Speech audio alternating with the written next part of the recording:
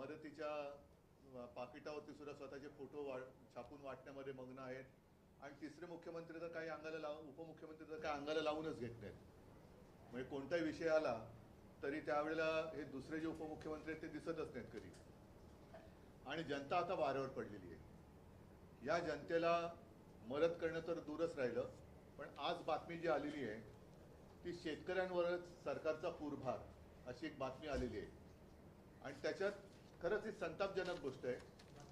मधल्या कालखंडात आपण बातमी दिली होती, कारण मी तुमच्याच माध्यमातून या सगळ्या बातम्या पाहतोय आणि वाचतोय की काही साखर सम्राट हे भाजपामध्ये गेले आणि शेकडो करोडो रुपयांच्या कर्जावरती त्यांनी सरकारकडनं थक हमी मिळवली. आम्ही जी मागणी करतोय ती या गोरगरीब शेतकऱ्यांसाठी करतोय.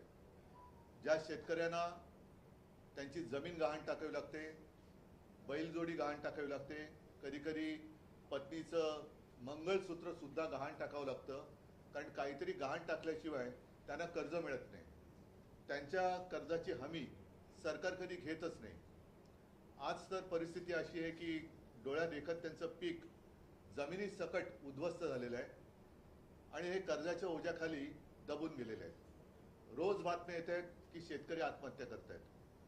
आणि मग प्रश्न असा पडतो की जर का साखर सम्राट भाजपामध्ये गेल्यानंतर त्यांच्या शेकडो हजारो कोटींच्या कर्जाची हमी सरकार घेत असेल, म्हणजे त्यांनी जर काही कर्ज बुडवलं तर ते पैसे सरकार भरणार, म्हणजेच सर्वसामान्य जनता भरणार. तर ह्या साऱ्या शेतकऱ्यांनी सुद्धा भारतीय जनता पक्षामध्ये येण्याची वाट भाजप प्रणित सरकार बघतंय का, की सगळे शेतकरी भाजपात आले तर मग आम्ही तुमचं कर्ज माफ करू. ही अत्यंत संतापजनक बाब आहे.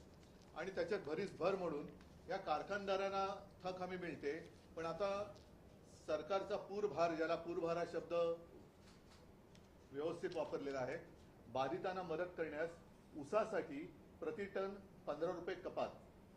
आणि त्याच्यामध्ये ज्या पहिल्या 4 ओळी मी वाचतो की राज्यातील अतिवृष्टी आणि पूरबाधित शेतकऱ्यांच्या मदतीसाठी ऊस उत्पादक शेतकऱ्यांकडून, कारखानदारांकडून नाही, प्रति टन 5 रुपये, तर मुख्यमंत्री सहायता निधीसाठी प्रति टन 10 रुपये, याप्रमाणे 15 रुपये कपात करण्याचा निर्णय मंगळवारी मुख्यमंत्री देवेंद्र फडणवीस यांच्या अध्यक्षतेखाली झालेल्या ऊस गाळप संदर्भातील मंत्री समितीच्या बैठकीत घेण्यात आला. आता याला साखर